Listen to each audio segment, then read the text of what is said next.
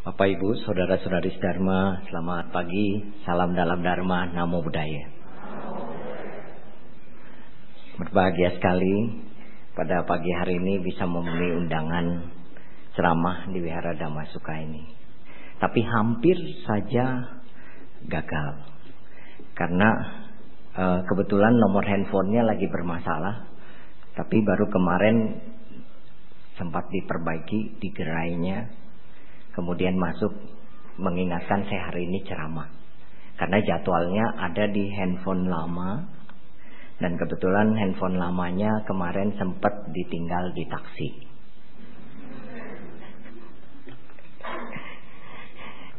Jadi teman-teman sekalian yang ada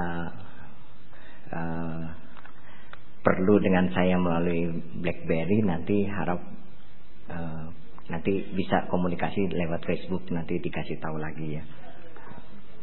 Ya, saya banyak teman-teman bilang sabar ya, barang yang sudah hilang gini-gini. Saya bilang, aduh, saya nggak pikirin lagi. Jadi begitu hilang, saya bilang 2 jam kemudian saya sudah punya baru lagi. Saya bilang gitu. Karena barang yang sudah hilang ya mau ngomong apa gitu ya. Ya sudah. Paling yang disayangkan ini saja, data ceramah, begitu, data ceramah. Makanya saya sempat takut juga di bulan Januari ini ada yang kelupaan, dan Dhammasuka hampir kelewat gitu ya. Kalau tidak Pak Sarwan itu bisa diomelin rame-rame itu ya. Karena beliau sudah setengah mati juga hubungin saya, kok nomornya nggak aktif begitu. Baik, Bapak Ibu, saudara-saudari Dharma, saya mengucapkan selamat tahun baru 2014. Tahun ini sudah bertambah lagi umur kita 1 tahun. Umurnya nambah, tapi Bapak Ibu jatahnya kurang. Ya, umur kita bertambah, tapi sebenarnya jatahnya kan berkurang ya Pak ya. Jadi misalnya Bapak Ibu jatahnya 80 tahun, tahun ini 66, kemudian ganti tahun 67, udah kurang lagi tuh jatahnya gitu ya. Seperti itu. Makanya Bapak Ibu Dharma, kita jangan sampai malas berbuat baik. Jangan sampai malas melakukan sesuatu hal yang baik, terutama untuk hidup kita. Bapak Ibu, saudara-saudari Dharma, memang kehidupan ini kalau ditanya begitu ya, wah tambah susah ya. Sebetulnya kehidupan yang dikatakan susah itu bukan hanya sekarang. Dulu pun orang mengeluhnya hidup susah, begitu. Tetapi susah atau tidak susahnya hidup kita itu sebetulnya tergantung dari cara pandang kita, Ibu Bapak. Mau mandangnya dari mana bahwa dikatakan hidup kita susah. Kalau ibu bapak yang sekarang sudah umur 70 tahun, kalau memandangnya dari tahun waktu ibu muda dulu zaman Jepang misalnya, atau zaman susah begitu, maka hidup sekarang orang bilang wah ini udah enak begitu. Hidup sekarang sudah nyaman begitu. Ya, sudah jauh seperti yang dibayangkan waktu zaman beliau begitu. Tetapi buat yang mengalami yang sekarang merasa bahwa wah hidup ini seperti ini ya. Kemudian apa sih maunya hidup ini begitu. Kadang-kadang kita suka bosan juga. Ada yang mengeluh, aduh nggak tahu ya, bangun tidur, kerja, terus pulang, makan, mandi ya, begitu saja katanya, dijalanin saja hidup ya, pokoknya sampai tua ada begini. Bapak Ibu, kelihatannya kalau hidup seperti itu kayaknya nggak enak ya.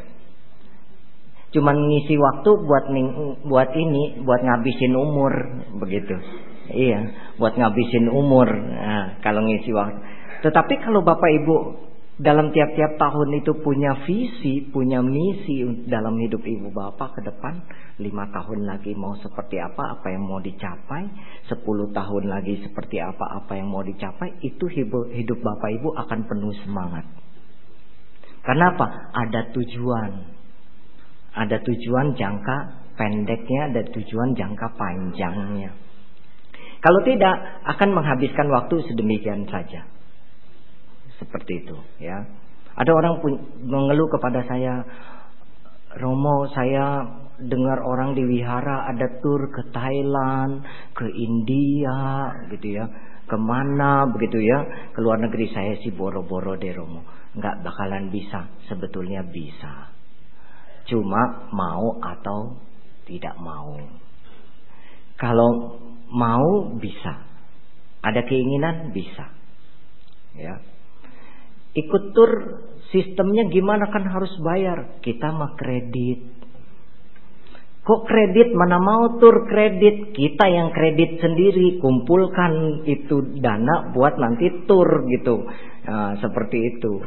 Atau titip gitu ya, kalau memang nggak bisa titip. Atau bikin satu arisan teman-teman buat pergi bareng-bareng begitu ya. Dimana terus kumpulin tapi nggak boleh diambil gitu, sampai akhirnya bisa juga seperti itu. Bapak Ibu, saudara-saudari Dharma. Nah, kalau kita mengetahui hal ini, berarti kehidupan kita akan semakin bertambah usia. Dan terutama yang sudah Ibu Bapak usianya sudah 50 tahun ke atas, 60 tahun ke atas, maka ada beberapa hal yang harus diperhatikan dalam hidup sebagai orang tua atau manula. Atau teman-teman sekalian, ibu bapak, saudara-saudari sedharma, kalau punya papa mama yang sudah mulai menginjak usia tua, maka ada 4 hal ini yang harus kita perhatikan dalam hidup mereka. Yang pertama, yaitu bahwa kita harus bisa menuntun atau mengajak orang tua kita ya, yang sudah mulai lanjut usia, untuk bisa mengenal dharma, mengenal ajaran agama. Jujur saja Bapak Ibu, orang tua zaman dulu jarang sekali ikut-ikut kebaktian seperti kita sekarang, betul gak Bu? Ibu bapak mungkin hanya diajak ke kelenteng sembahyang ceit capgo. Habis itu ya sudah, habis pai sudah pulang. Nah, seperti itu. Terus yang lebih agak saya bilang mah rada-rada konyol gitu ya, tahayul, muka diasep-asepin.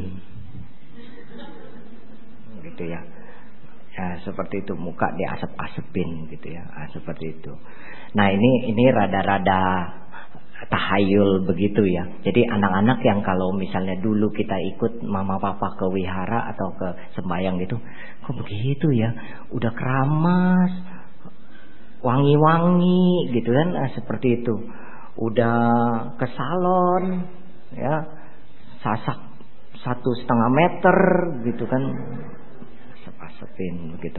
Bapak Ibu, saudara-saudari Dharma, itu dengan tujuan apa? Mereka mengharapkan bahwa mendatangkan keselamatan, keberkahan dan lain sebagainya. Itu dalam pengertian orang-orang tua kita dulu. Seperti itu. Memang tidak bisa disalahkan. Kenapa? Karena kebanyakan nih kita umat Buddha di Jakarta atau umat Buddha keturunan Tionghoa ini, kebanyakan apa yang orang lakukan kita nggak tahu juntrungannya, kita nggak tahu artinya, maksudnya buat apa, pokoknya ikut. Gitu ya, ada sembahyang ini ikut ya. Saya pernah ke satu wihara ya, ke salah satu wihara, saya nggak sebutkan, tapi tidak di Jakarta, di luar kota. Waktu itu sembahyang malam, sembahyangnya gitu ya, sembahyang rame. Habis itu ini orang saya lihat hionya sisa 3. Mungkin waktu petugas wiharanya itu waktu masuk iket-iketin hionya itu kelebihan, hitungnya 3. Jadi kelebihan 3. Dia bingung mau disembayangin yang mana lagi nih, udah semuanya disembayangin ya. Terus dia lihat tuh di situ ada patung-patungan anjing.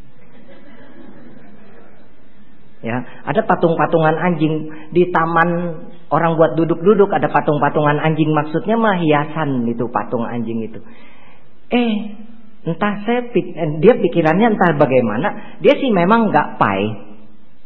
Cuman pikirannya daripada ditancepin di mana-mana, akhirnya ditancepin itu di depan patung anjing. hionya itu. Nah sekarang apa akibatnya? Ternyata yang sembahyang itu, yang lagi pada jalan itu, lihat dia tancepin hio di patung anjing. Akhirnya jadi pada duduk di depan patung anjing, kemudian dia pai itu patung anjing. Saya melihat, waduh ini cilaka ini, gitu ya. Saya melihat hal ini, wah, ternyata umat Buddha kita ini begitu, gitu, gampang sekali. Orang apa ikut, ya, orang mau apa ikut. Misalnya sembahyang ke kelenteng pun, tadinya mau cuman cek cabdo, sembahyang rutin aja, sembahyang udah habis pai-pai, selesai, paisen selesai, udah. Begitu habis lagi sembahyang, ngedenger tuh telinga, terus kepikiran, oh ya ntar gua juga mau ambil jamsi deh, iseng mau nanya, begitu. Padahal Bapak Ibu, saudara-saudari sedharma, sejarahnya jamsi itu dulu nggak boleh dipakai oleh rakyat jelata awalnya. Itu hanya boleh raja yang pakai jamsi itu dulunya. Itu pun dipakai setelah semua menterinya tidak tahu jalan keluarnya. Baru ambil bambu, ambil jamsi. Kalau sekarang iseng. Iya, iseng. Ya. Jadi lihat teman ambil, ikut ambil. Kalau jelek jadi pikiran. Ya. Kalau bagus, wah senang sekali. Kalau jelek jadi bagus. Kalau yang bagus sih masih mendingan, nggak apa-apa deh ya. Ini masalahnya yang jelek begitu. Nah, Bapak Ibu, saudara-saudari sedharma, ini dia. Kalau orang tua kita pengetahuan dharmanya kurang, maka kewajiban kita sebagai anak adalah menuntun mereka, mengajak mereka untuk ikut kebaktian, dengerin ceramah, sehingga pengetahuan dharmanya, pandangannya, kebijaksanaannya akan bertambah. Seperti itu. Ini adalah salah satu cara bagaimana kita juga berbakti kepada papa mama. Kenapa? Kalau papa mama bisa sampai mengenal dharma dengan baik, itu sebetulnya adalah yang menyelamatkan beliau untuk terlahir di alam bahagia. Seperti itu, Bapak Ibu. Maka dari itu, ini kita harus rajin, dorong. Terus kalau misalnya yang udah tua, bagaimana? Begitu kan, yang udah manula sekarang, kalau di sini saya lihat banyak gitu ya. Wah, saya cukup senang begitu ya. Antara yang muda, kemudian yang dewasa, yang tua, seimbang. Jadi kesimpulan saya kalau di sini buat kaderisasi generasi Buddhisnya bagus sekali. Boleh tepuk tangan dulu buat Dharma Sutra. Nah, Bapak Ibu sedharma, ada juga loh wihara yang memang hanya orang tua saja. Saya pernah ceramah ke salah satu wihara yang paling cantik dan paling muda itu umur 60 tahun. AI semua, encim semua. Ada yang sudah 79 tahun. Saya tanya sama mereka, ini Jim, kalau ada yang kematian mintain baca parita gimana? Ya, kalau kita pada sehat kita pergi katanya. Nah, jadi kalau pada sehat, kalau pada masuk angin ya nggak pergi dah gitu ya. Nah, seperti itu. Nah, karena memang orang tua semua. Dan ada kekhawatiran bahwa lama-lama wihara akan jadi museum. Betul ini. Kalau generasi mudanya kurang kurang bertumbuh berkembang begitu, kaderisasinya kurang, maka dari itu ini penting. Nah, kalau yang sudah tua bagaimana? Memang kalau kebaktian umum itu di wihara-wihara manapun biasanya stabil Bapak Ibu, umatnya stabil, bagus, nggak ada yang namanya libur sekolah sepi, nggak ada. Kalau kebaktian umum orang tua biasanya stabil, kecuali libur yang panjang, udah libur lebaran atau libur Imlek atau apa itu sepi gitu kan. Tapi itu hanya beberapa saat. Tapi kalau kebaktian pemuda, waduh, ini cukup miris juga kita. libur sekolah dia pun libur. Gitu kan, seperti itu. Kalau ditanya kenapa kamu ini kebaktiannya kok seperti itu, gitu ya, temporary begitu ya. Mereka ada juga sih yang ngomong, ya Romo, saya kan masih muda, jadi nanti aja deh. Kalau aktif mah sudah dewasa, gitu ya. Yang dewasa juga gitu. Aduh Romo, ini lagi giat-giatnya cari kangtau. Minggu lagi rame, sayang, nanti deh tuaan dikit, gitu ya. Udah tuaan dikit, aduh Romo udah nggak kuat duduk lama. Kalau kebaktian, gitu ya. Kalau di sini enak pakai kursi ya. Kalau di tempat lain kan duduk bersila loh Bapak Ibu. Udah nggak kuat duduk lama, pinggang udah nggak tahan. Akhirnya sampai mati nggak kebaktian itu. Bener. Sampai mati nggak kebanyakan. Jadi Bapak Ibu saudara-saudari Dharma itu. Kemudian ada lagi, iya Romo, makanya kebaktian orang tua tuh aktif, mereka bisa stabil karena apa? Udah deket katanya. Udah deket maksudnya yaitu kalau udah baunya lain gitu ya, itu lebih rajin sembayangnya katanya. Nah Bapak Ibu saudara-saudari Dharma, yang namanya usia orang nggak bisa tahu gitu. Tetapi usia muda maupun usia tua, kalau pengetahuan dharmanya ada dalam hidup dia, walaupun masih muda, kebijaksanaannya bisa lebih tinggi daripada yang tua loh Bapak Ibu. Jangan pikir yang kaum muda itu dianggapnya nggak tahu apa-apa dan lain sebagainya. Mereka mungkin kita ikut kebaktian seminggu sekali di wihara dengar ceramah begini, tapi mereka bisa di kantor di mana mereka bisa dengerin secara online. Seperti itu. Ceramadama.com ini terkenal ke seluruh Indonesia begitu kan. Bahkan saya dari ceramadama.com dapat teman dari Amerika. Begitu ya, mereka tertarik begitu kan, kemudian jadi punya teman jauh gitu ya, seperti itu. Diundang juga untuk ke sana gitu ya. Kapan bisa main ke sana? Ya tentu saja tiket bayar sendiri gitu ya. Kan main ya, bukan ceramah gitu ya. Bapak Ibu saudara-saudari Dharma, ini dia. Jadi kalau yang orang tua, jangan berpikir bahwa kita kebaktian ini hanya untuk mengisi waktu. Jangan ya Bapak Ibu, walaupun sudah tua tidak boleh berpikir seperti itu. Ya Romo, saya kebaktian ya daripada nggak ngapa-ngapain di rumah gitu ya.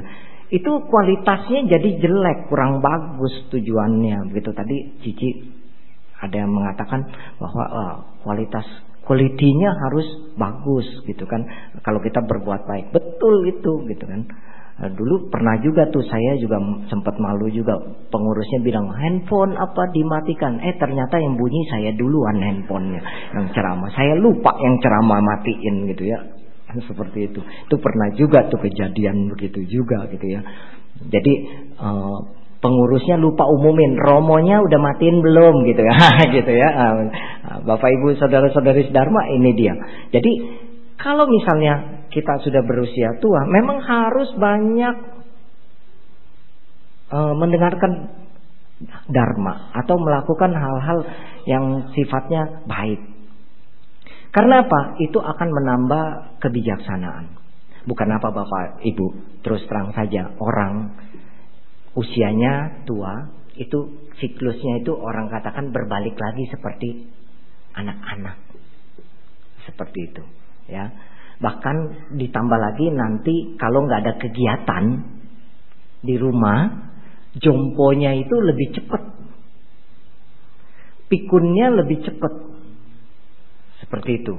Maka dari itu selalu harus kita dorong, kita ajak begitu. Supaya apa? Kalau bersosialisasi begini bisa ketemu dengan teman-teman yang seusia, memang beda.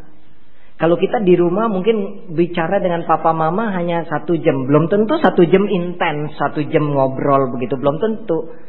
Apalagi cucu udah lebih jauh lagi gitu kan. Seperti itu. Makanya semakin tua kita, nanti kita akan semakin kurang kegiatan. Tetapi kalau masih ada kegiatan seperti dagang dan lain sebagainya, itu luar biasa. Saya pernah ada satu orang kenal, tapi beliau sudah meninggal sekarang. Umur 80 tahun Pak, masih dari Lampung belanja ke pasar pagi. 80 tahun. Sampai itu kenek bus sama supir bus yang jurusan Lampung, Kalideres, Lampung begitu ya. Itu kenal semua Pak. Begitu ya. Jadi kalau dia udah bawa-bawaan itu udah buru-buru tuh dibantuin begitu ya. Nah, seperti itu. Tapi Pak Bu sehat. Terus itu mah Romo anaknya kurang ngajar kali ya. Mama udah 80 tahun masih disuruh dagang. Jangan salah, anaknya bapak ibu jaya semua dan anaknya sudah melarang dia dagang sebetulnya. Tetapi si orang tua ini, si mama ini yang tidak mau. Maksudnya ya dia mengisi masa tuanya dan tidak pikun bapak ibu. Jadi kesimpulannya bahwa kalau kita bekerja melakukan satu kegiatan ya, sesuatu kegiatan yang positif, itu maka merangsang semua fungsi otak kita juga bekerja dengan tetap baik. Seperti itu. Ya, pasti lama-lama ada juga kendornya. Pelupa mulai gitu kan, seperti itu. Jangankan orang tua, anak-anak aja bisa lupa. Bisa pelupa juga. Nah, Bapak Ibu Sedharma, ini dia. Maka dari itu, kalau hal yang seperti itu dikerjakan boleh gak? Boleh, dagang sampai tua boleh. Tetapi ingat,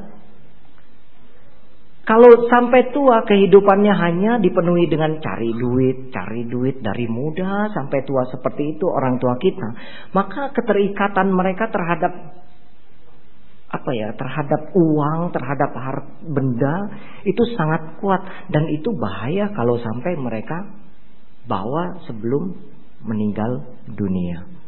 Bisa terakhir di alam yang kurang bagus karena terikat. Tidak boleh.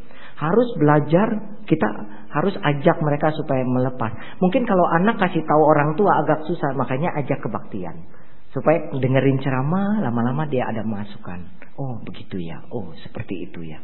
Tinggal nambahin tuh ma, seperti itu tuh pak, seperti itu. Gitu Bapak Ibu. Jadi hati-hati. Pernah loh ada kejadian orang sudah mau meninggal dunia, sudah koma, tapi tidak meninggal gitu kan. Lama sekali prosesnya.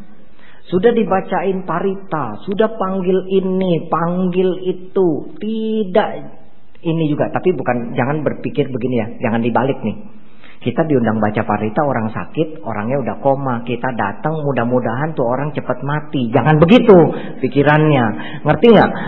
Iya, kita jangan seperti itu. Atau orang tua kita sakit nih udah koma, panggil Romo, baca parita, biar kalau mau sudah waktunya biar cepet. Loh nggak boleh pikirannya seperti itu, gitu ya. Biar bebas dari penderitaan. Itu kan bahasa kita gitu kan, tapi tidak boleh berpikir seperti itu. Harus berpikirnya tetap bahwa orang ini bisa sembuh. Pikirannya begitu untuk kesembuhan dia. Ya, untuk karma baiknya berbuah. Urusan nanti karma baiknya berbuah itu berupa kesembuhan atau dia tumimba lahir atau terlahir kembali, itu karma nanti yang bekerja begitu kan. Tapi kita bacain parita seperti itu tujuannya. Jadi jangan iya deh. Atau nanti Romonya bilang, "Nih kalau saya bacain parita nanti keluarga jangan nyesel ya." Kok begitu? Ada loh yang Romo ngomong gitu. Keluarga jangan nyesel ya. Kalau nanti jalan gitu jangan nyalain saya. Loh ini Romo apa malaikat pencabut nyawa? Gitu kan, seperti itu. Ada juga yang seperti itu. Jadi jangan berpikir demikian gitu. Tetap harus pikirannya bahwa orang itu bisa sehat. Kita hibur, kita besarkan hatinya. Seperti itu, masih bisa sembuh, masih ada harapan. Pokoknya dibesarkan hatinya. Bapak Ibu, ada orang penderita kanker, tetapi karena pikirannya selalu baik dan lain sebagainya, yang dokter vonis 3 tahun bisa jadi 10 atau 15 tahun baru meninggal. Bisa. Karena apa? Segala sesuatu kan tidak pasti gitu kan. Seperti itu. Maka dari itu Bapak Ibu, ini dia. Perlu Ibu Bapak perhatikan hal ini. Jadi kita semakin tua harus lebih rajin sembahyang, lebih rajin kebaktian dan lain sebagainya. Jadi jangan sampai seperti anak-anak tadi bicara gitu ya. Memang kita tujuan kebaktian adalah memang kewajiban kita. Seperti itu. Yang kedua, kemudian apa yang harus dilakukan kalau kita kepada orang tua kita yang sedang menjelang usia senja atau tua? Yang kedua adalah bahwa kita harus bisa mengajak mereka untuk berbuat baik, kebajikan. Seperti itu. Jadi jangan tadi kan aktif ya, rajin dagang segala macam, pelit. Maka anak harus dorong, "Ma, ada nih mau dana enggak?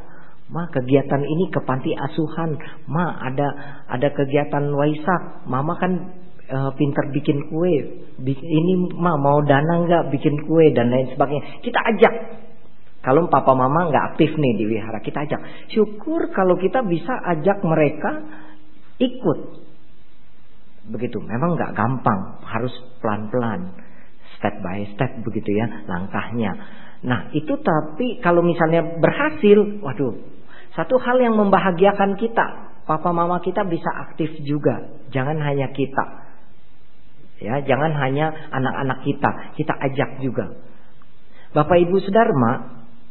Ya, kalau semakin kita usia senja, harus banyak perbuatan baik. Kungte itu harus ditanam banyak-banyak. Supaya apa? Ya, paling tidak kalau kita melakukan perbuatan baik, bahagianya itu bisa 2 kali lipat. Begitu. Senangnya, rasa senangnya bisa 2 kali lipat. Contoh kalau kita misalnya melihat orang nyumbang, kemudian dia berikan kepada orang lain yang kena musibah atau kena bencana dengan tangannya sendiri ketimbang dititip sama orang lain, itu lebih bahagia kalau kita bisa kasih dengan tangannya sendiri. Kenapa? Kita bisa ngelihat itu bagaimana orang itu berterima kasih. Kita bisa melihat bagaimana perasaan orang itu merasa senang. Kita melihat bagaimana orang itu sedang kesusahan. Ya, memang sih banyak orang berpikir, wah memang kita harus berbuat baik, tapi hanya dalam berpikir, tidak bertindak, tidak melakukan seperti itu. Kalau memang nggak ada waktu memberikan sendiri, ya memang bagus untuk kita ikut berdana saja, nanti ada panitianya. Tapi Bapak Ibu, syukur kalau kita bisa ajak papa mama kita ikut kegiatan-kegiatan seperti itu. Nah, Bapak Ibu pernah nonton TAI TV ya?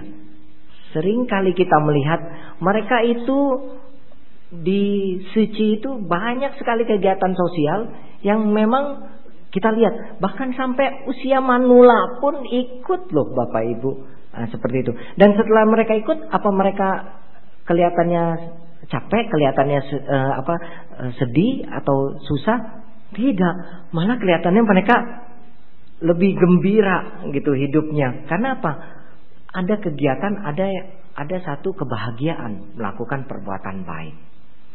Teman-teman Sedharma, memang kalau kita sekarang melakukan perbuatan baik, memang kelihatannya nggak ada hasilnya, belum ada hasilnya. Tapi suatu saat Anda akan menerima hasilnya itu, Ibu Bapak. Pengalaman pribadi, minggu lalu ini kebetulan saya ceramah ke Rangkas Bitung.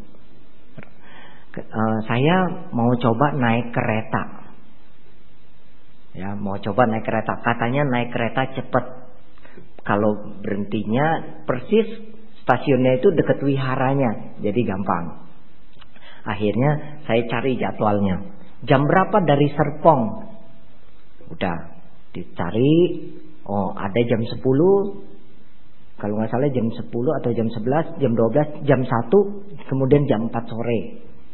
Saya pikir saya berangkat jam 1. Kalau jam 4 sore pasti ketemu dengan orang pulang.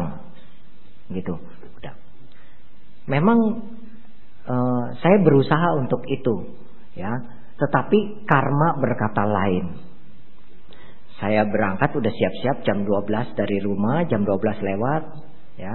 Istri saya bilang, "Pak, kayaknya masih keburu sampai stasiun." Iya deh, berangkat mau memang jam 1. Naik ojek ke depan komplek, kemudian nunggu angkot. Apa mau, saya juga heran. itu waktu minggu lalu itu sepi banget tuh, angkot nggak ada sama sekali, biasanya rame gitu ya. Waduh, ini celaka, ini bisa terlambat ini. Akhirnya apa? Ngeliat taksi, nggak banyak bicara, panggil taksi. Dalam hati mau nostalgia, jadi beneran naik enak juga nih gitu ya, naik taksi. Begitu turun, Bang, stasiun Serpong.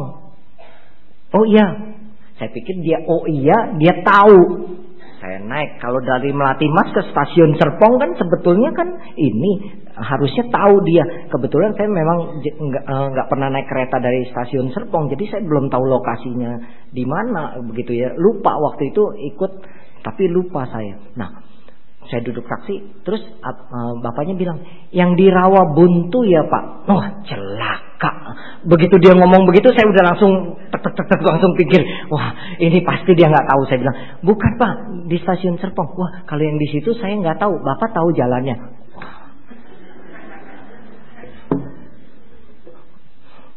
Kan waktu saya nggak bisa berhentiin, gitu. Terus saya bilang, udah ada Pak, Rawabuntu dah. Saya pikir yang tahu dia tahu aja dah. Saya pikir sama-sama stasiun gitu ya, Rawabuntu. Begitu sampai Rawabuntu saya turun ke tempat tiket, sepi. Wah, saya senang. Wah, sepi nih. Ya. Terus kedengaran tuh pengumuman kereta saya itu sudah mau sampai, gitu kan. Oh, saya mau beli tiket. Bu, Rangkas. Oh Pak, Rangkas enggak berhenti di sini. Keretanya lewat aja gitu. Bapak harus ke Serpong. Wah, bener juga harus di Serpong. Memang dikasih taunya jadwalnya ke Serpong. Saya nggak bayang ngomong, panggil tukang ojek. Keretanya udah diumumin tuh mau masuk stasiun itu, tapi nggak berhenti, cuman lewat aja. Tukang ojek, saya pikir pilih yang mudaan. Kenapa? Kencang kan kalau yang muda gitu kan, gitu. Mudah. Panggil yang mudaan, Pak, stasiun Serpong. Emang kenapa Pak? Nggak ada keretanya. Saya naik. Begitu dia, memang muda atau tua nggak jaminan ternyata. Begitu dia jalan, aduh, lambat betul. Saya bilang, Pak, saya ngejar kereta itu. Waduh Pak, kalau ngejar kereta itu saya nggak sanggup Pak, katanya. Saya pikir tadinya saya berpikir, udah Bapak turun, saya bonceng, saya bawa. Saya bilang begitu. Saya bawa. Tadinya saya mau begitu, cuman ya sudahlah. Kalau memang karmanya akan nyampe, kalau nggak karmanya nggak. Bapak Ibu, betul saya sampai di stasiun Serpong akhirnya, dan di depan mata saya lihat kereta saya itu sudah berangkat. Akhirnya dari jam 1 sampai jam 4 sore saya menunggu kereta di stasiun itu. Jadi Bapak Ibu luar biasa gitu ya, 3 jam saya di stasiun Serpong itu. Nah kemudian untung ada pohon beringin gede. Jadi saya duduk di situ, cuman nggak tahan semut rang-rangnya. Semut rang-rang tahu yang gede-gede itu, seperti itu. Jadi begitu jam 4 udah nyampe, saya udah bawa tas gitu ya, udah siap masuk. Astaga, itu baru kali itu saya melihat kereta ekonomi jam 4 sore, bau badan, bau keringat, bau kentut, bau ketek jadi satu. Ya, udah gitu pas berhenti mau masuk, berebut semua orang yang keluar. Itu sudah penuh kereta, masih dimasuk. Saya pikir, waduh celaka nih. Petugasnya bilang, jangan maksa, kalau udah terlalu penuh jangan maksa, bahaya. Nanti aja berikutnya. Saya tanya, Pak berikutnya jam berapa? 5:30. Wah celaka saya, jadwal mestinya jam 1 jadi jam 4, akhirnya mundur lagi kan 5:30. Saya pikir, waduh ini gimana. Saya berpikir, wah saya nggak sanggup kalau masuk ke dalam, itu orang udah penuh. Kalau saya maksa maksud pun bisa ribut sama orang gitu. Bapak Ibu, inilah yang saya katakan, kalau kita banyak berbuat baik atau kita punya tujuan baik, Kwijin itu ada. Tiba-tiba ada satu anak lihat saya, dia udah di dalam, dia juga berdiri gitu, himpit-himpitan. Dia keluar. Kemudian dia bilang, Pak, Bapak masuk. Ya saya dikasih kesempatan itu, saya masuk, nggak pikir gitu kan. Ya, secara logika algoritma kan, kalau ada 1, ada 0 kan, berarti di dalam saya harus masuk 1 gitu kan. Seperti itu. Itu logika algoritma begitu kan. Naik lift juga begitu kan. Kalau kita mau naik lift kan yang ke dalam harus keluar dulu baru bisa masuk. Akhirnya saya masuk, ternyata anak itu mungkin terbiasa naik kereta, bisa nyelip loh Pak. Nah itulah saya bilang, saya tidak kenal, dia pun tidak kenal saya. Tapi itulah yang dinamakan karma baik, berbuat tepat pada waktunya. Kereta berangkat paling tidak ada angin walaupun bau-bau, ya paling tidak saya ada oksigen gitu. Nah seperti itu ya. Saya sempat tuh dalam hati saya, ntar kalau nyampe Rangkas saya mau mau bikin status di Facebook gitu ya. Cuman saya pikir-pikir lagi, nggak usah deh, ntar orang ngeri lagi naik kereta gitu kan. Seperti begitu ternyata Bapak Ibu kereta itu jalannya cepat. Saya bersyukur. Diperkirakan 2 jam lebih, hampir 2 jam setengah baru nyampe. Tapi ternyata belum nyampe 2 jam sudah nyampe Rangkas. Sampai bapak-bapak yang di kereta itu, heran lo hari ini bisa cepat. Wah ini dibantu, ini ditiupin sama para dewa nih kereta. Itu kan seperti itu. Jadi akhirnya saya nyampe, saya bisa istirahat sebentar, kemudian ya tepat waktu. Nah itulah Bapak Ibu Sedharma. Maka dari itu, kenapa saya katakan kita harus banyak perbuatan baik. Ada hal-hal yang di luar kadang-kadang kemampuan kita, bisa tiba-tiba ada gitu, muncul gitu kan. Memang kita umat Buddha tidak percaya adanya keajaiban atau miracle itu. Tetapi keajaiban atau miracle itu dalam konteks Buddhis itu adalah karma baik yang berbuat tepat waktu gitu kan. Misalnya sakit, kita ada orang udah berobat kemana-mana, nggak ketemu, tiba-tiba ada orang nih coba makan ini, daun pintu direbus 3 hari, airnya diminum, sembuh gitu misalnya gitu kan. Itu kan kalau orang udah sakit mau mati mah orang bilang apa juga dicoba, betul nggak Pak ya? Ya dia pikir nggak coba juga mati, ya coba juga mati gitu, lebih baik dicoba gitu kan. Seperti itu. Nah Bapak Ibu Sedharma, ini dia. Jadi kalau tidak ada karma baik, para dewa pun, para suci pun tidak bisa membantu kita. Makanya perbuatan baik itu harus penting. Semakin tua harus banyak perbuatan baik. Kalau di kereta komuter lain itu udah bagus saya lihat. Kalau ada orang tua, langsung ada yang berdiri, kasih dia duduk. Ada orang hamil, langsung ada yang berdiri, kasih dia duduk. Tapi kalau ekonomi, jangan cerita. Jangankan mau duduk, berdiri aja susah gitu kan. Seperti itu. Jadi kalau misalnya nanti saudara-saudari Sedharma ada suatu saat udah hamil 9 bulan dan harus naik kereta ekonomi, pikir baik-baik ya. Seperti itu. Baik, kemudian berikutnya. Kita harus bisa semakin bertambah usia atau semakin manula, orang tua kita semakin manula, harus kita bisa kembangkan cinta kasihnya. Jadi jangan tambah kejam. Biasa orang tua itu ingatannya sangat kuat, terutama hal-hal yang jelek dalam hidupnya, Bapak Ibu. Ya, kalau kita nggak percaya, kalau ibu bapak nggak percaya, saya begini. Bapak Ibu pernah naik motor, bawa motor sendiri? Mungkin ada yang pernah, ada yang enggak ya. Atau pernah naik angkot dan lain sebagainya. Ya, naik angkot dah yang gampang dah, naik kendaraan umum. Pernah nggak kecopetan? Pernah. Berapa kali? Ingat nggak Bu? Kira-kira pernah kecopetan berapa kali? 2 kali, ada yang 3 kali. Pernah. Tapi kalau saya tanya, pernah nggak naik angkot? Pernah. Berapa kali nggak pernah kecopetan? Nggak ingat.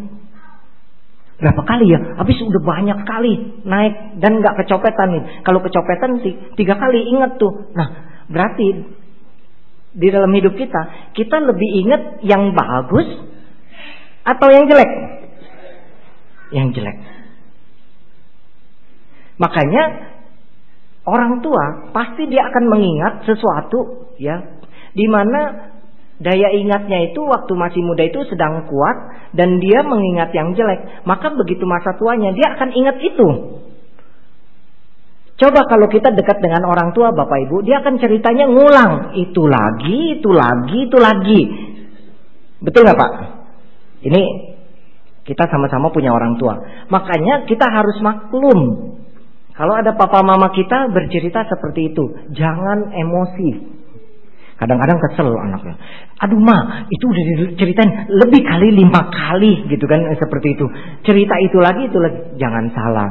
Itu adalah di mana masa ingatan dia sedang kuat-kuatnya. Kita pun sekarang masih muda, kita kan banyak nih ingatan kuat kita. Maka nanti begitu tua, Begitu anak ngomong apa, kita langsung ingat itu, langsung cerita. Nah, seperti itu. Jangan kepada anak, kepada tamu yang datang pun ceritanya sama. Misalnya seperti itu. Jadi harap dimaklumi hal ini. Maka dari itu, supaya nanti nggak ceritanya hal-hal yang jelek. Karena kalau hal yang jelek diingat terus, maka ini jadi bahaya. Seperti itu. Makanya kita harus terus mengajarkan dia. Sudah mah orangnya juga udah, dia nggak seperti itu lagi dan lain sebagainya. Supaya apa? Berubah gitu cerita buruknya, cerita jeleknya dan lain sebagainya. Ini dia Bapak Ibu Sedharma. Maka dari itu cinta kasih ini harus terus dikembangkan untuk orang tua.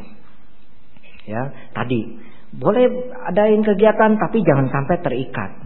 Cinta kasih semakin tua semakin pelit. Ya, itu harus dikembangkan oleh diri kita yang sudah semakin tua gitu ya. Wah, jadi orang tua apa sih yang mau di ini lagi, yang mau dikejar lagi dan lain sebagainya. Semuanya nanti akan kepada anak generasi penerusnya. Bapak Ibu Sedharma, ada satu anekdot begini. Ini ada satu bapak mau meninggal dunia. Dia sudah sekarat. Kemudian anak-anaknya kumpul begitu dengar papanya ini sedang gawat. Dia punya 3 anak. Ya. Begitu dia lihat, dia buka mata, kemudian dia panggil anaknya. Ini mohon maaf kalau ada yang nama yang sama, ini kebetulan aja. Ya. Cerita fiksi nih, cerita nggak ada gitu, cerita lucu. Abeng, dia panggil anak yang pertama, si Abeng. Ya. Dia anaknya nyautin, "Iya Pak, saya ada di sini." "Oh, kamu ada di sini ya?" "Iya." Terus dia panggil anaknya kedua, "Aliung." Nah, kemudian anaknya yang kedua nyautin, "Iya Pak, saya ada di sini." "Oh, kamu juga ada di sini ya?" "Iya." Dia panggil anaknya yang ketiga, "Asyong." Gitu ya. Nah, anaknya yang ketiga juga nyautin, "Iya Pak, saya juga udah ada di sini." "Kenapa Pak? Papa mau apa?" Gitu. Terus anak bapaknya bilang, "Oh, kalian bertiga ada di sini semua." "Iya." "Terus toko siapa yang jagain?" Nah, bayangin tuh Pak, udah mau mati aja masih mikirin toko gitu kan, seperti itu. Ini bahaya. Terus yang tadi ya, udah sekarat, dibacain parita sono sini nggak meninggal dunia dan lain sebagainya. Terakhir meninggal dunia juga. Pakai apa? Jadi dikepelin duit. Terus dibisikin, "Ini mah pakai uang ya, pegang buat mama nanti jalan di sana jadi ada uang." 5 menit meninggal. Hebat tuh gocengan.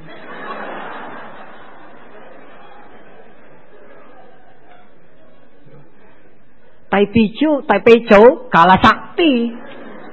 Gitu. Iya. Ya, Sincing kalah sakti gitu kan. Sutra hati gitu ya. Bojangga Suta kalah sakti.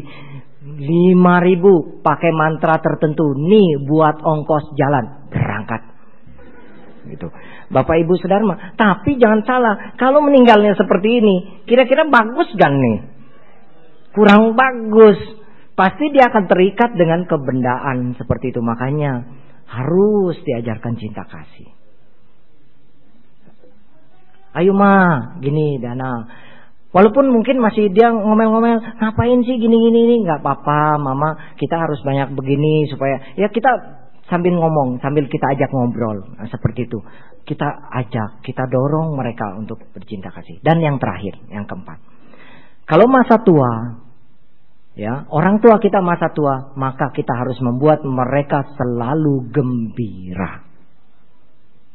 Ya. Masa tua ibu bapak harus selalu gembira. Udah jangan mikirin terlalu hal-hal yang memang memang udah jadi urusan anak. Dipikirkan. Tapi susah, yang namanya orang tua tetap sayang anak, walaupun anaknya mau usia 70 tahun juga dia 90 tahun, tetap sayang kepada anaknya. Begitu orang tua. Kita sebagai anak kepada orang tua, masa tuanya jangan bikin dia kesel. Jangan dia bikin dia susah. Contoh nih yang bikin orang tua susah masa tuanya. Nih, kita mau kebaktian, datang ke rumah mama kita. Nenek, mah titip ya si Edi. Lu mau kemana? Kebaktian.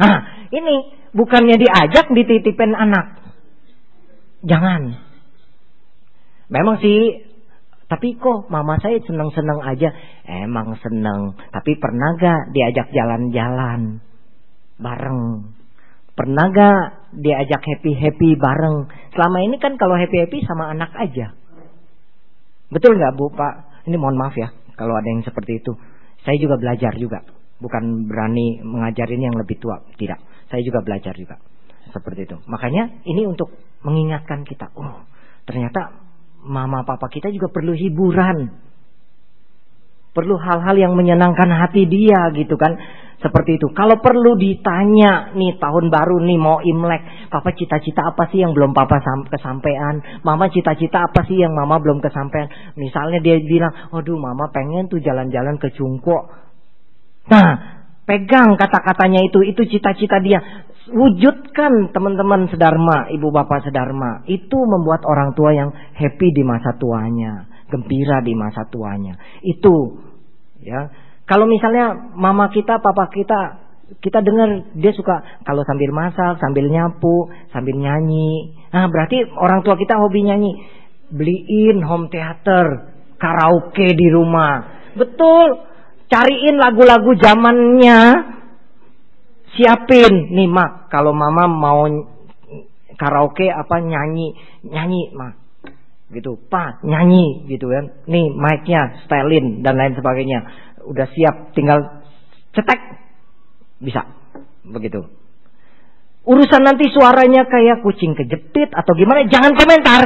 Pokoknya biarin orang tua lagi happy gitu kan. Oh, kadang-kadang kan orang tua seneng tuh lagu yang suaranya melengking-melengking begitu ya. Waduh, itu dia. Yang piring aja bisa bergetar gitu di meja gitu ya. Tapi biarkan, itu lagi happy papa mama kita. Biarkan, tidak masalah. Yang penting papa mama happy. Kenapa orang tua di masa tuanya harus bahagia, harus senang? Karena rasa senang itu pikirannya jadi positif. Rasa senang itu membuat dia lebih sehat. Demikian. Ketimbang orang tua yang hanya diem. Saya pernah ibu bapak ya, dulu saya pernah ikut satu tur ya. Salah satu rombongan tur saya ini ya, suami istri enggak pernah senyum. Betul Pak. Dari awal berangkat sampai pulang lagi ke Jakarta tidak pernah senyum. Apa tidak enjoy gitu ya? Mungkin ya dalam kehidupan sehari-hari mereka itu terlalu gimana ya? Terlalu serius mungkin ya, atau anaknya kurang membuat orang tua lebih happy gitu ya, dan lain sebagainya. Makanya hati-hati. Mulai sekarang senyum. Senyum-senyum ya. Lihat orang nggak kenal paling tidak senyum.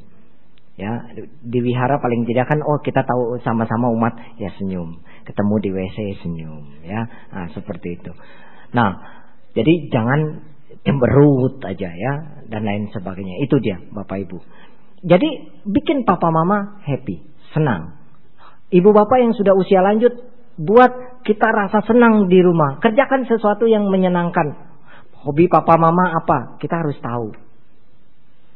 Ya, hobinya ini nih mama. Ayo, kita tiap kali datang kita beliin atau apa. Misalnya dia hobi misalnya nyulam atau apa begitu ya.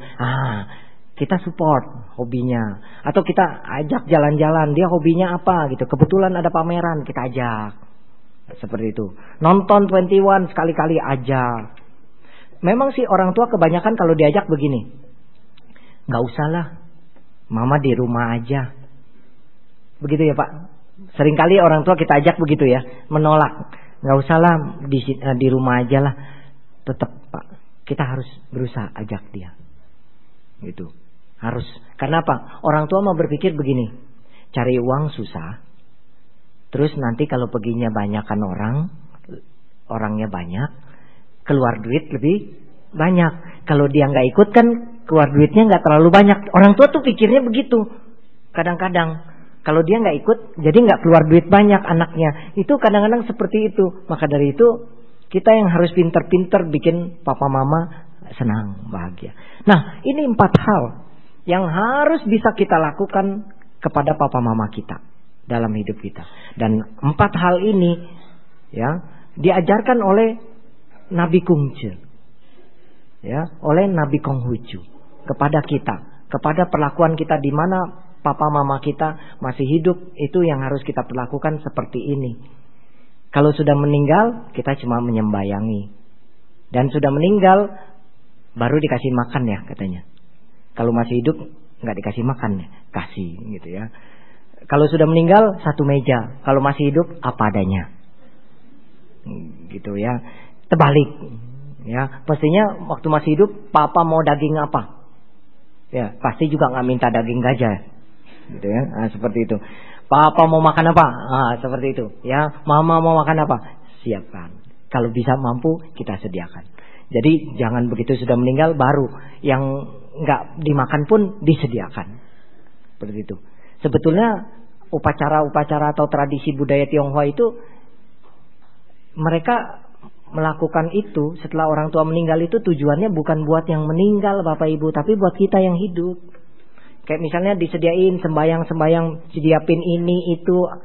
Artinya apa? Itu artinya itu simbolisasi buat yang hidup, bukan buat yang meninggal. Setelah misalnya mau berangkat dikremasi atau dimakamkan, itu kan di mobil suka sebar itu tuh gincua ke jalanan tuh ya. Ya, masih ya Bu ya, gincua ke jalanan.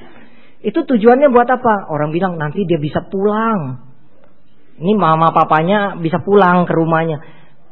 Tidak, itu tujuannya yang buat hidup. Yaitu kalau orang yang terlambat ikut berangkat, itu bisa ikutin gincua itu sampai di mana dimakamkan. Itu zaman dulu. Kalau sekarang tidak perlu lagi. Karena kita tinggal telepon, dikremasi di mana? Dadap, Cilincing atau di mana? Udah tahu, nggak perlu ngikutin gincua di jalanan, nggak perlu. Malah itu jadi mengotori kota. Begitu. Itu zaman dulu orang masih digotong, jadi pasti dimakamkannya itu nggak jauh dari rumahnya. Begitu. Jadi dia tinggal ikutin. Itu tujuannya buat yang hidup, bukan buat yang mati. Begitu. Terus kalau misalnya sembahyang di meja sembahyang, orang meninggal dunia nggak boleh mie.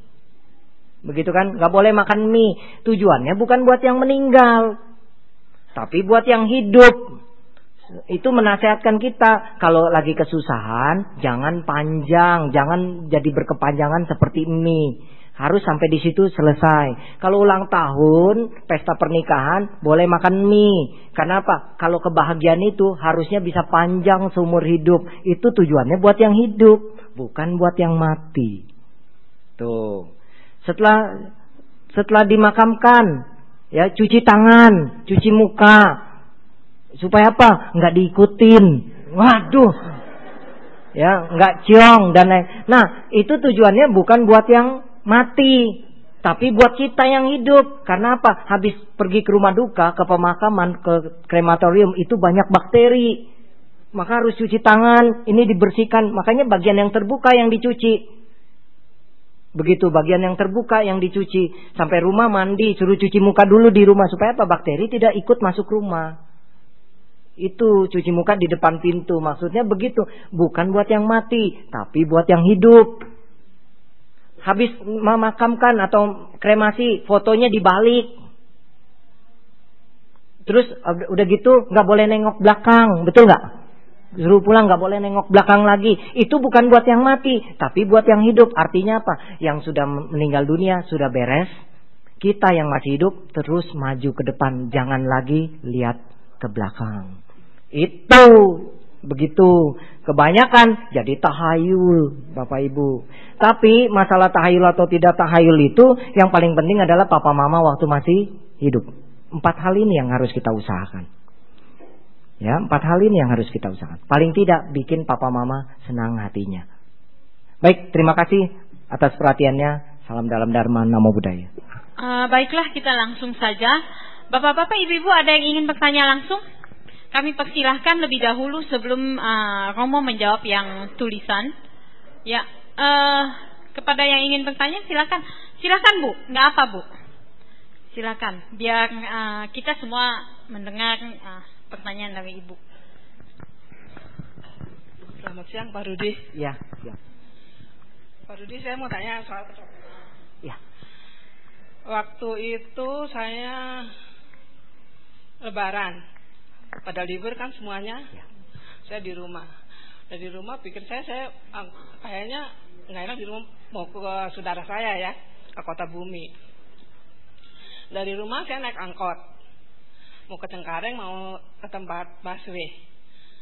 Terus naik angkot situ tiba-tiba turun dari Cengkareng. Mungkin yang di sini juga rumah Cengkareng juga tahu ya Cengkareng. Turun dari Cengkareng kira-kira 3 langkah, nah saya diambil orang, dijambret. Tapi saya bingung, saya nggak berteriak, nggak apa, pokoknya saya nggak tahu dong. Cuma dalam hati ya diambil gitu ya, udah ya, diambil udah. Terus saya juga bingung kemana. Saya mau pulang nggak punya kunci, mau telepon kemana? Kan nggak bisa kemana-mana. Ya udah, terus saya jalan pelan-pelan pulang, dah jalan kaki juga mungkin sampai ke rumah ya pelan-pelan ya gitu. Kan nggak begitu jauh kan, jalan-jalan. Ya tiba-tiba nih yang si copet ini berteriak-teriak, ibu, sambil dia ngos-ngosan gitu. Saya nggak tahu, dia manggil saya juga nggak tahu saya. Ibu, dia bilang gitu. Nih Bu, tasnya saya pulangin, kata dia bilang gitu. Ya dia bilang, emang benar ini kejadian benar-benar diri saya sendiri. Tapi waktu itu sebelumnya waktu itu beneran ada ibu-ibu lewat, anaknya nangis. Saya juga nggak peduli, nggak tahu ya tuh anaknya nangis. Terus anaknya nangis itu lewat saya, terus, ada orang suara, jangan nangis, nanti dipulangin tasnya katanya gitu ya. Tapi saya kan nggak peduli, saya kan ya peduli itu anak ibu itu lewat gitu. Ya udah, ibu, bu tasnya saya pulangin Bu katanya. Pengen ngosong-ngosong, udah orang serem, udah rambutnya, nggak tahu dah tuh, tahu kan kalau tuh ngecopet gitu, udah ini tato-tatoan gitu. Terus saya jalan terus, orang-orang berteriak, bu dipanggil tuh Bu gitu. Terus dipanggil sama siapa tuh? Tuh dijinjingin tasnya sama dia. Nih Bu, saya pulangin tasnya, saya ngambil apa-apanya, Ibu periksa aja, kata dia bilang gitu. Terima kasih ya Bu. Terus saya jawab lagi, iya, saya bilang gitu. Saya cuman dalam hati saya kok saya bilang iya ya gitu ya, iya gitu, udah. Terus tukang ojek, Ibu, ojek, kata dia. Ya saya naik lagi nih tukang ojek, nggak tahu kemana, nggak tahu nih, nggak mau bilang kemana. Naik ojek saya, bilang saya naik ojek, bersyukur Bu katanya. Di sini banyak yang pada diambil katanya, apa betul ya, apa nangis katanya, nggak mau dipulangin katanya tuh tukang copet itu katanya di sini katanya gitu. Tapi Ibu beruntung katanya. Dia bilang dipulangin tasnya. Saya bilang iya, saya bilang. Tapi saya tuh kayaknya nggak geger, nggak, pokoknya santai aja gitu. Udah gitu. Ya udah apa. Tapi ini anehnya, apa di rumah saya baru separuh jantung. Apa di rumah bener. Baru ingat di rumah, baru sadar. Mungkin kalau saya rasain di situ, ini mungkin semaput kali ya di situ ya, nggak ada yang nolongin. Apa di rumah saya kagak bisa masak, saya nggak bisa tidur malam mikirin itu bener. Dia bilang. Nah sekarang jadi saya mau tanya, apa dia itu orang itu kesian sama saya? Apakah emang karma saya? Kalau emang karma saya, mungkin saya tuh ngecopet yang baik lagi dong kalau gitu. Ya udah, makasih aja gitu. Makasih ya Bu. Ya Ibu tadi tukar cerita ya, pengalaman dicopet gitu ya. Dari ceritanya ya saya rasa tukang copet juga nggak tega juga ya kalau nyopetnya Ibu gitu ya. Karena kelihatan kan sudah berusia gitu kan, seperti itu. Mungkin tukang copetnya sesama tukang copet juga mungkin diomelin gitu ya. Iya, mungkin tukang copetnya ya, lu tega bener lu, orang udah tua begitu masih disikat. Akhirnya dipulangin, hawise gitu ya, dipulangin gitu kan, seperti itu. Tetapi Ibu harus bersyukur bahwa memang nggak semua orang punya karma baik sebagus Ibu gitu ya. Dimana saat dicopet kemudian langsung, bukan dicopet itu mah dijambret ya. Dijambret. Jadi pada saat habis dijambret begitu dikembalikan lagi begitu ya. Seperti itu. Itu memang ada karma baik, Bu. Ya, ada karma baiknya. Mungkin karena ibu sering melakukan perbuatan baik dan lain sebagainya, itu bisa terjadi, Bu. Saya juga pernah kecopetan 2 kali, Bu. Naik kendaraan umum, Bapak. Jadi STNK, SIM dan lain sebagainya hilang. Tapi 2 hari kemudian ada orang mengembalikan. 2 kali kecopetan, 2 kali balik. Seperti itu. Kalau uangnya sih nggak balik. Kalau uangnya nggak balik. Tapi kalau buat saya uang nggak jadi masalah, karena di dompet saya orangnya tipe orang yang nggak bawa uang terlalu banyak kalau berpergian. Jadi hanya bawa secukupnya untuk ongkos. Ya seperti itu. Makanya begitu hal ini terjadi, saya berpikir, waduh, saya beruntung selama ini banyak berbuat baik gitu. Nah ini yang saya rasakan, ibu bapak saudara-saudari. Kalau sekarang mungkin kita melakukan hal ini kayaknya nggak ada apa-apanya gitu, nggak ada hasilnya. Tapi percayalah, suatu saat kita dapat musibah, itu yang akan menentukan kualitas orang, dia berbuat baik banyak atau tidak pada saat dia dapat masalah dalam hidupnya. Nah, seperti itu. Jadi Bu, harus ini ya. Mungkin di rumah ada altar apa ya Bu? Sembayang apa Bu di rumah? Kuan Im ya. Ya. Oke. Setelah di rumah baru ibu sadar ya. Mungkin tadinya ya mungkin para dewa juga membantu. Jadi nggak syok gitu ibunya. Kalau syok semaput di Kalideres gawat juga gitu ya. Lebih susah juga. Jadi begitu sampai rumah baru ngeh gitu ya. Ya itu biasa orang tua seperti itu. Ya, orang tua seperti itu. Jadi tidak hanya ibu, hampir sebagian orang tua seperti itu. Pada saat kejadian itu bisa tenang, tapi begitu dia menyadari baru dia kaget gitu. Itu. Jadi ya bagus Bu, banyak sembahyang saja, berarti karma baik ibu besar gitu ya. Kemudian berikutnya pertanyaan. Ini ada beberapa pertanyaan, ada 4. Namo Buddhaya Romo, bagaimana kalau kita sudah baik kepada anak buah, sudah ajarin sampai bisa, tapi setelah bisa malah nusuk dari belakang. Bagaimana tusuk dari belakang ya, dan berambisi untuk naik jabatan, mau rebut posisi kita. Nah, Bapak Ibu, untuk pertanyaan seperti ini hampir semua dialami, tapi percayalah, bagi penanya ini bapak atau ibu gitu ya, bahwa kalau kita sudah baik kepada anak buah, sudah mengajari mereka dan lain sebagainya, kita mengajari orang itu bukan berarti kemampuan kita berkurang. Harus diingat itu. Kita mengajari orang jadi pinter, anak buah kita ajarin jadi pinter, dia jadi pinter, itu bukan berarti kemampuan kita kurang. Kita tetap. Makanya Bapak Ibu kalau sudah menjadi pimpinan di kantor atau di suatu tempat, punya jabatan yang cukup bagus, itu jangan lupa baca buku. Rajin-rajin baca buku juga, masalah kepemimpinan, organisasi, taktik perang, gitu ya, Sun Tzu, Samkok dan lain sebagainya. Itu buku wajib yang dibaca oleh pimpinan, begitu ya. Karena apa? Itu hal yang sangat penting. Pengalaman pribadi, saya pun tetap baca buku-buku seperti itu. Sehingga kita walaupun mengajarkan kepada anak buah kita, ya, anak buah kita pun bisa mengerti bahwa apa yang diajarkan itu baik untuk dia. Urusan nanti dia menusuk dari belakang, mau naik jabatan dan lain sebagainya, percayalah Bapak Ibu, kalau kita punya kualitas karakter yang bagus, kalau yang seperti itu kan berarti tidak tahu budi itu. Jangan terpengaruh hidup kita dengan orang-orang yang tidak tahu budi seperti itu. Kita jangan berubah karena gara-gara orang yang jelek kita jadi jelek gitu. Kita jangan berubah, kita tetap harus jadi diri kita. Karakter kita tetap harus baik. Percayalah, yang namanya hukum alam ini, hukum karma itu tidak akan memihak kepada orang yang tidak baik hatinya. Seperti itu. Walaupun dia berhasil, Sebentaran kok. Itu udah hukumnya. Itu saya alami juga ya.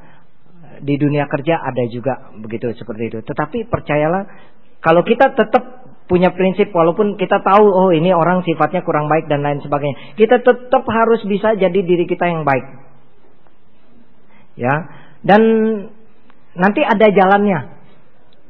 Tiba-tiba ada masalah dengan dia dan lain sebagainya, itu ada jalannya.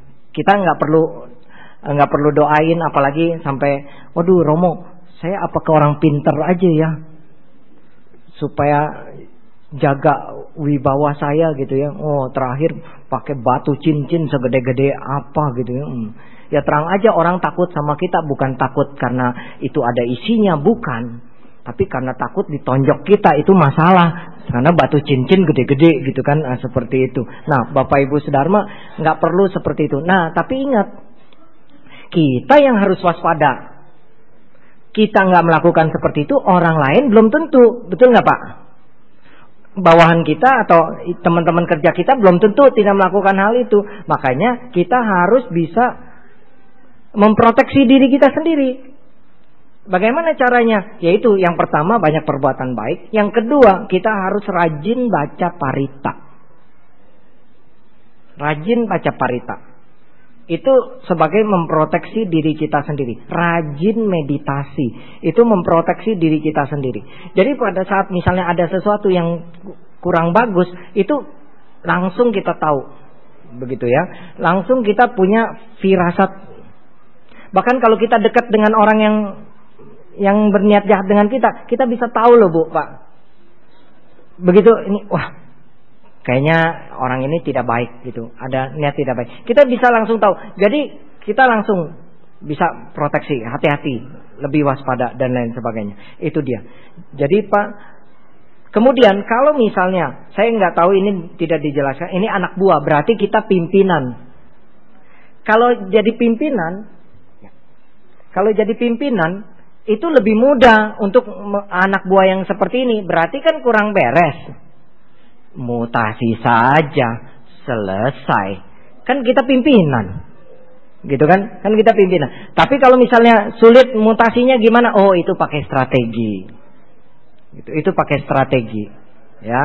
Jadi harus ada strateginya. Memang nggak boleh kelihatan, orang bilang sih kalau di istilah taktik itu bermain cantik. Gitu ya, harus ada strateginya dan lain sebagainya. Jangankan di dunia kerja, di dunia pendidikan pun begitu Pak. Nah, seperti itu, begitu juga. Banyak juga ada yang wah, apalagi kalau lagi mau pergantian pimpinan, itu luar biasa, kekuatan di luar diri kita itu banyak gitu ya. Itu di dunia pendidikan juga ada. Tapi saya sih tenang-tenang saja gitu ya, karena saya yakin kalau kita sudah wisudi, kita sudah jadi upasaka upasika, hal-hal yang seperti itu harusnya sih tidak mempan lagi ya. Harusnya. Karena apa? Seseorang yang sudah diwisudi upasaka upasika harusnya punya keyakinan yang kuat terhadap Buddha Dharma Sangha. Itulah modal. Orang nggak gampang. Ibaratnya walaupun misalnya kena pun pasti nanti ada yang membantu kita lagi gitu. Ibaratnya banyak yang menolong kita. Nanti kalau bapak yang nanya ini atau ibu yang nanya ini boleh menghubungi saya lewat Facebook. Nanti bagaimana caranya, saya juga nanti bisa, kalau saya bantu saya bantuin secara strategiknya ya. Baik. Kemudian Namo Buddhaya, Romo sangat ekspresif saat ceramah, tapi pada saat terdiam agak galak ya wajah mimiknya. Bu, ini terima kasih. Memang saya galak Pak, Bu. Kalau yang jadi murid saya, mahasiswa saya, mahasiswi saya, orang bilang saya tegas, gitu. Saya tegas. Yang jadi bawahan saya juga, saya seperti itu. Saya memang betul, ini nggak salah. Muka kuankong, gitu ya, galak gitu ya, seperti itu. Tapi percayalah Bu, Pak, hati saya nggak segalak mukanya. Gitu ya, seperti itu. Jadi pada saat ceramah ekspresif ya, terima kasih gitu ya. Ini pujian juga, dan saya juga baru tahu muka saya galak ternyata ya. Pantesan anak saya juga takut gitu ya. Kemudian Romo, setiap Shincia akan menjadi momen sendu untuk keluargaku, karena tahun lalu beberapa hari sebelum Shincia papaku meninggal. Oh ya, turut berduka cita saya ya. Sekarang mama sedih terus. kita anak-anak sudah selalu menghibur, ajak jalan-jalan, tapi kurang membantu. Malah sempat kakak dibentak minta supaya ada waktu sendiri. Ini mohon maaf, mama sedihnya karena papa tidak ada atau bagaimana nih? Atau sedih karena faktor lain? Ini karena kurang dijelaskan. Mungkin karena faktor papa sudah tidak ada kali ya. Menurut Romo, apa yang harus saya lakukan begitu ya? Thank you. Oke. Begini.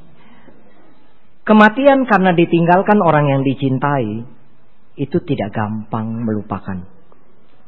Walaupun secara teori dikatakan kita tidak boleh melekat sama keluarga, tidak boleh melekat sama orang yang dicintai, tidak boleh melekat sama benda dan lain sebagainya, tetap kemelekatan itu akan ada walaupun sedikit pasti.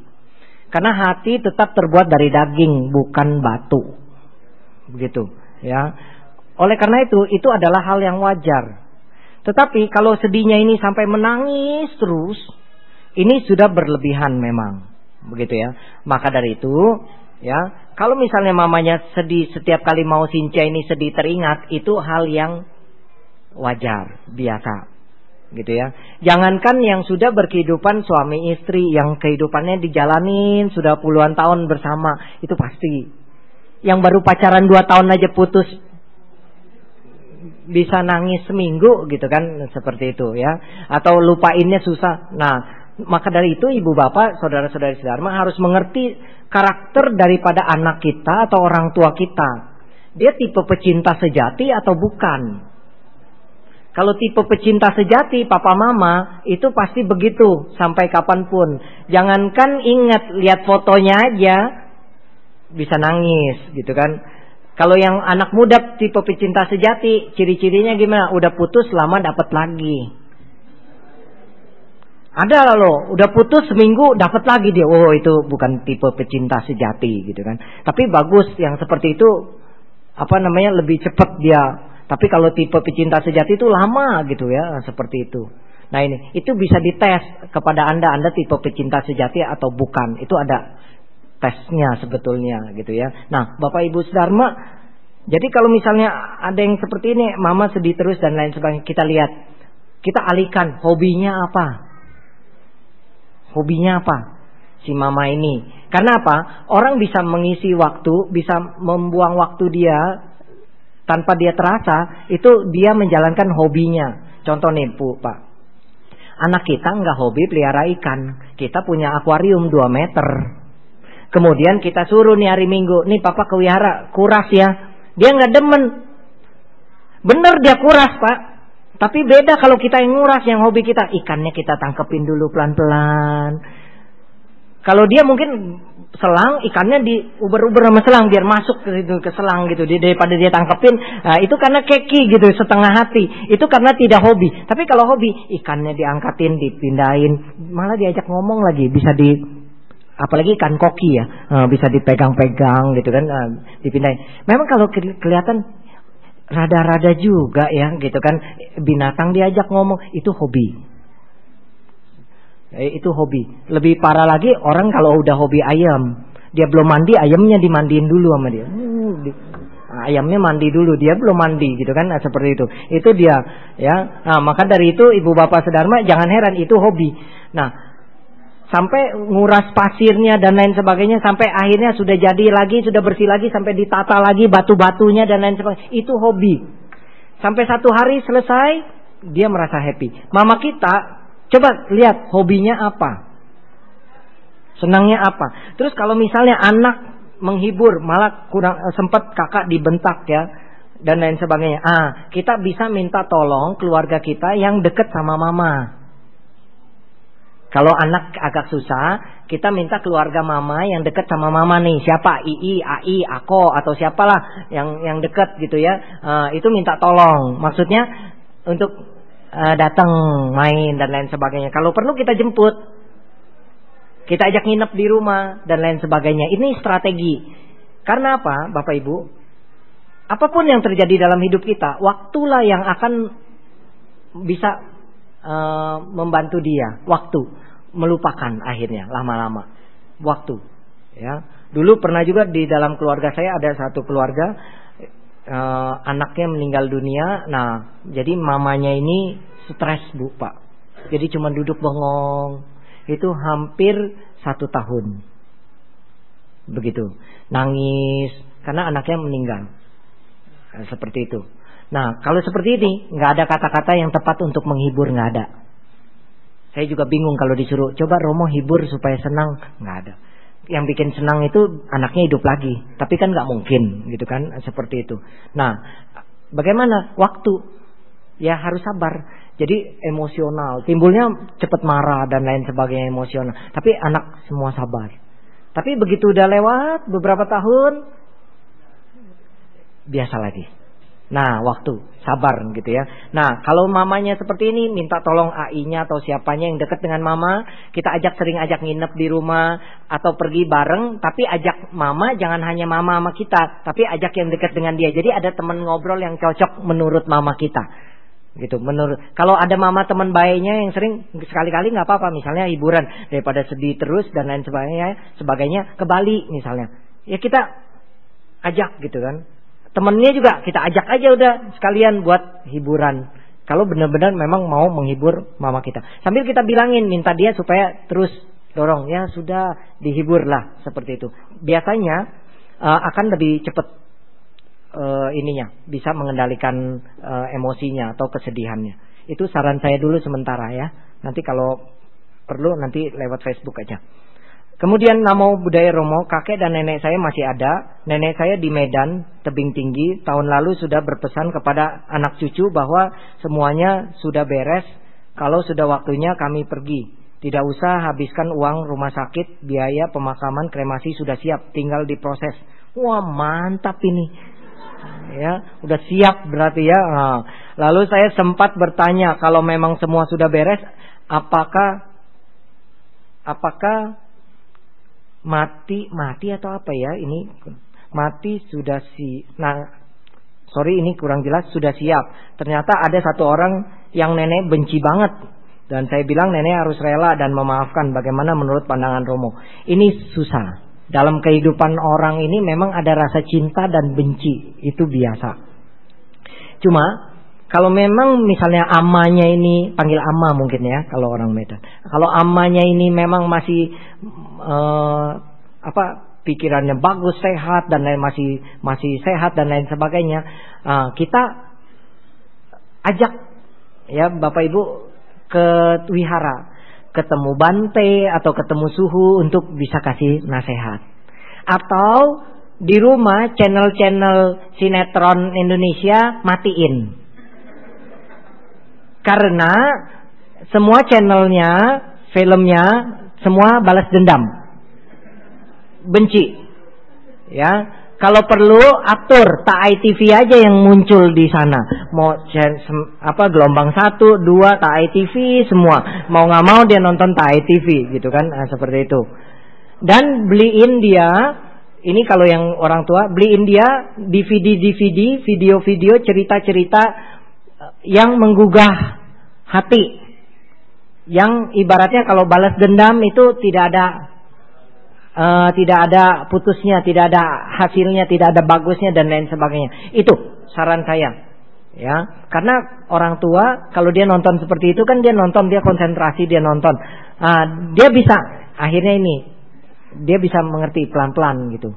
Karena memang bukan apa Bapak Ibu, kalau membenci ini kehidupan akan datangnya bukan kita nggak bertemu dia lagi, justru tambah dekat sama dia. Karena ikatan karmanya jadi tambah kuat sama orang itu, begitu. Jangan pikir bahwa kita benci kehidupan akan datang nggak ketemu lagi, bisa tambah dekat. Sekarang jadi teman, benci kehidupan akan datang, kakak adik bisa. Betul. Benci lagi kakak adik kehidupan akan datang, suami istri bisa. Lebih dekat lagi gitu kan. Maka dari itu udah kita belajar jangan membenci, belajar mulai sedikit-sedikit. Berikutnya, selamat siang Romo yang baik hati. Waduh, tahu dari mana saya baik hati? Tadi galak katanya ya. Baik, saya mau tanya, saya ada rencana mau pindah rumah, tapi berhubung nenek saya baru meninggal dunia, saya turut berduka cita. Dan sekarang sudah 15 hari, apa setelah 49 hari saya baru pindah rumah. Itu sudah hari yang baik, soalnya masih hari berkabung. atau harus bagaimana? Mohon penjelasan. Saya tidak tahu ini Pak Ayung ini, mohon maaf ya Pak Ayung ya, ikut masa berkabung setahun, 3 tahun atau berapa lama gitu. Karena di sini tidak dijelaskan ya. Memang sih kalau secara tradisi kita orang Tionghoa, secara tradisi nih bukan agama nih ya Bapak. Secara tradisi kalau selagi kita masih masa berkabung, misalnya kita berkabung 100 hari gitu ya, maka selama 100 hari itu kita banyak melakukan perbuatan baik. Kemudian kita tidak makan daging, vegetarian dan lain sebagainya selama masa berkabung begitu. Kemudian tidak memakai baju yang warnanya cerah dan lain sebagainya. Nah ini secara tradisi. Dan biasanya itu dihindari seperti pindah rumah dan lain sebagainya. Kenapa dihindari pindah rumah dan lain sebagainya? Bukan berarti nanti neneknya itu nggak bisa pulang. Begitu pulang kok orang lain gitu. Bukan. Jangan khawatir. Dunia lain itu nggak seperti kita. Nggak dikasih alamat nyasar. Nggak. Begitu. Mereka bisa tahu anaknya cucunya tinggal di mana. Bisa tahu. Ya, jadi nggak seperti itu gitu ya. Bukan karena nggak boleh pindah rumah karena nanti nggak bisa pulang. Bukan tujuannya, saya katakan lagi, tradisi orang Tionghoa tujuannya bukan buat orang yang meninggal, tapi buat orang yang masih hidup. Yaitu kalau masa berkabung, kita kan habis masa berkabung itu masa di mana kita banyak pengeluaran. Ngerti ya Bu, Pak? Paling enggak itu tadi ngurusin ini, ngurusin itu, masa pengeluarannya itu besar. Orang Tionghoa pengeluaran dalam hidupnya ada 3 yang paling besar. Kelahiran, pernikahan, kematian. Ini 3 ini pengeluaran paling besar. Begitu. Maka dari itu pada saat setelah kematian dikatakan disarankan tidak boleh pindah rumah. Karena apa? Pengeluaran kita lagi sangat besar, ditambah lagi dengan pindah rumah. Ngerti ya Bu, Pak? Secara finansial itu belum stabil. Begitu yang diajarkan leluhur kita. Secara finansial itu belum stabil, maka tunggu sampai masa berkabung selesai. Begitu. Tapi kalau misalnya memang sudah siap, begitu ya, sudah siap, memang sudah direncanakan, memang pindahnya sudah hari ini nih, tanggalnya dan lain sebagainya, tiba-tiba ada kematian. Begitu. Nah, ini boleh, karena sudah direncanakan sebelum ada kejadian. Ngerti ya Pak, Bu? Harus dilihat. Contoh misalnya, anak kita mau menikah nih. Udah ditentuin nih harinya, tanggalnya, jamnya, dan lain sebagainya. Minggu depan.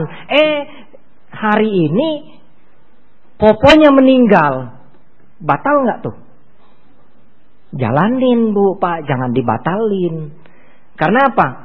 Karena itu sudah bagus direncanakan gitu. Kalau yang urusan yang meninggal dunia ya sudah diinikan saja, diurus dengan baik, selesai ini acara ini. Cuman memang mungkin orang tua dan lain sebagainya acaranya itu ya kalau pernikahan kebanyakan jas sih warnanya hitam ya, nggak masalah gitu ya.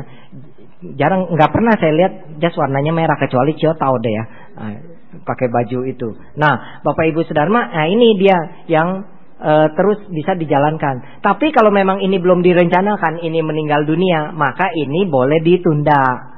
Maksudnya pengeluarannya supaya ini dulu. Ngerti ya Bu, Pak?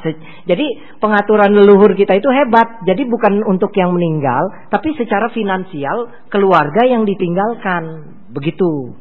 Jadi logika budaya orang Tionghoa ini hebat, masuk logika gitu kan. Cuman ya memang karena penjelasannya orang banyak yang nggak tahu, akhirnya jadi tahayul Pak, seperti itu dia.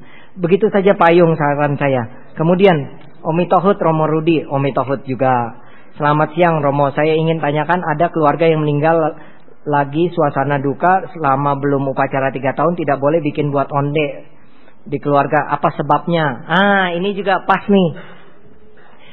Bikin onde, kue keranjang nggak boleh. Kenapa? Nanti di sono matanya nggak bisa melek, lengket katanya.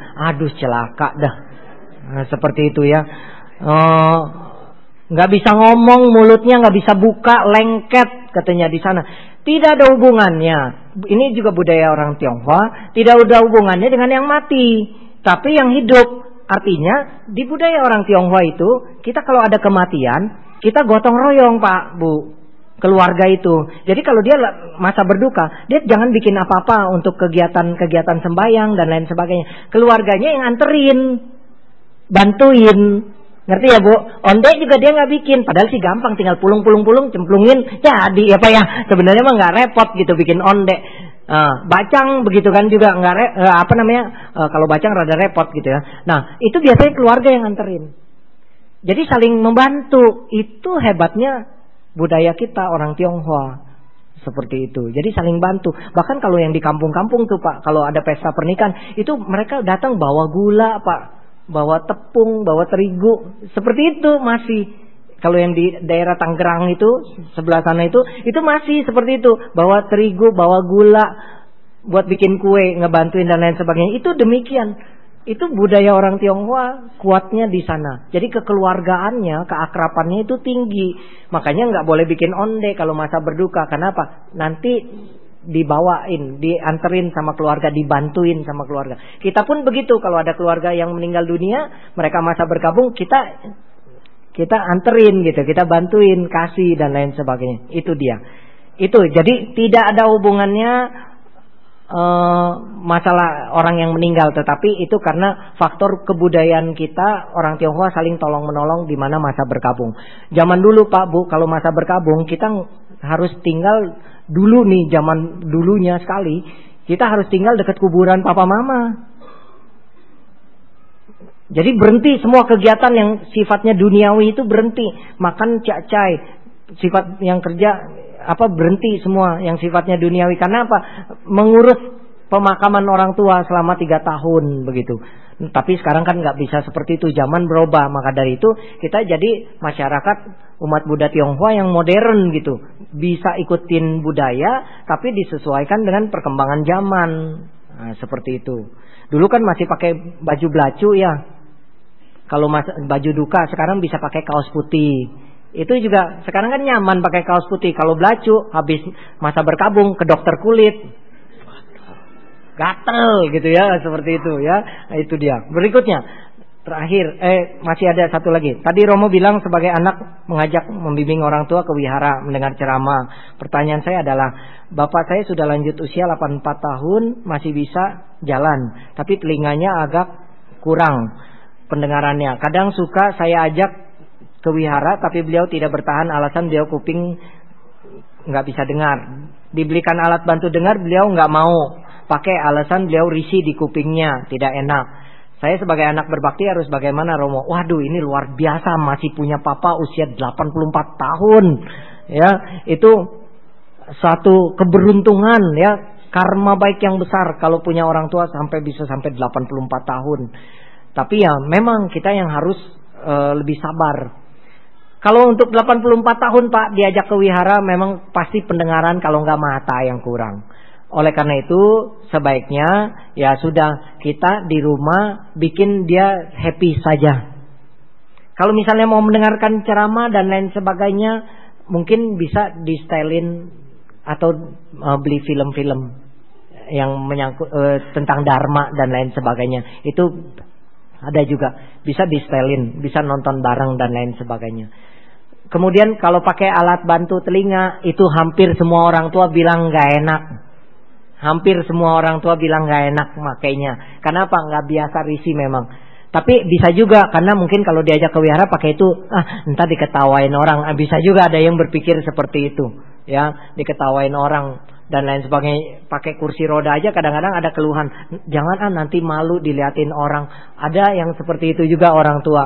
Padahal memang kena stroke kan harus pakai kursi roda, kita ajak kemana-mana. Tapi ada yang bilang nggak usah, malu diliatin orang dan lain sebagainya.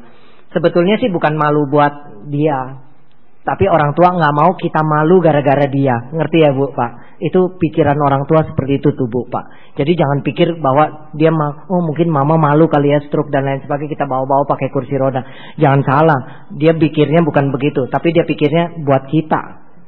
Takutnya kita malu, orang liatin kita seperti itu. Nah itu makanya harus terima kasih sama papa mama ya. Jadi kalau hal yang seperti ini 84 tahun ya sudah Pak. dihibur saja, senangnya apa dan lain sebagainya. Kalau perlu Bapak Ibu misalnya setiap ke minggu nggak bisa diajak kebaktian, ya paling nggak misalnya kapan-kapan diajak jalan-jalan, misalnya sembayang kemana dan lain sebagainya, ini bisa diajak. Seperti itu. Ya, kalau 84 tahun saya bisa maklum lah. Mungkin dengerin ceramah aja 15 menit bisa tidur, gitu ya. Seperti itu. Baik, yang terakhir saya ingin bertanya, kalau orang menjual pakaian tari-tarian malam hari melanggar sila atau tidak? Tari-tarian malam hari, saya belum pernah nih ngelihat tari-tarian pakaian malam hari ya. Baik, Bapak Ibu, orang jualan jangan berpikir bahwa segala sesuatu melanggar sila. Yang tidak boleh diperdagangkan dalam agama Buddha, yang pertama tidak boleh jualan racun, tidak boleh jualan manusia, ya, jualan makhluk hidup. Kemudian daging tidak boleh juga dihindari. Kemudian tadi apa, racun, senjata, manusia, daging, kemudian atau hasil pembunuhan. Kemudian tidak boleh menjual makanan atau minuman yang menyebabkan hilangnya kesadaran. Seperti itu. Nah 5 ini. Kalau pakaian, Sang Buddha nggak ngomong boleh, gitu ya. Bu, Pak, biarpun Pak, nah sekarang kalau pakaian menari malam hari sama pakaian renang, kira-kira yang lebih seksi pakaian mana? Pakaian renang ya. Nah, kenapa pakaian renang nggak daster aja gitu kan? Seperti itu. Nah makanya itu mah tergantung cara pandang kita, Pak. Bener. Kalau orang ke kolam renang pikirannya baik mah, ngelihat orang pakai baju renang mah biasa aja ya. Seperti itu ya. Kalau pikirannya nggak baik, jangankan nggak di kolam renang deh, di mall aja gitu. Pikiran nggak baik, tetap aja jelek gitu pikirannya. Maka dari itu tergantung lah gitu ya. Nah ini nggak melanggar sila, Bapak. Nanti mungkin didebatin nih sama saya. Tapi kan Romo itu dipakai buat nggak bener. Kalau gitu jangan jual. Beres urusan. Bener nggak? Kan tadi nanya boleh nggak jual ini? Saya bilang boleh. Terus nanti dipakai, nanti saya karma buruk. Kalau gitu jangan jual pakaian tarian malam. Gitu, pakaian tidur saja. Itu. Nah itu makanya Bapak Ibu boleh, kalau yang ini nggak jadi masalah. Ya. Nah sekarang kalau misalnya jual kaos pun kalau dipakai untuk yang nggak benar pun kan juga kita nggak tahu ya. Seperti itu. Maka dari itu ini yang saya bisa sampaikan. Terima kasih. Salam dalam Dharma, Namo Buddhaya.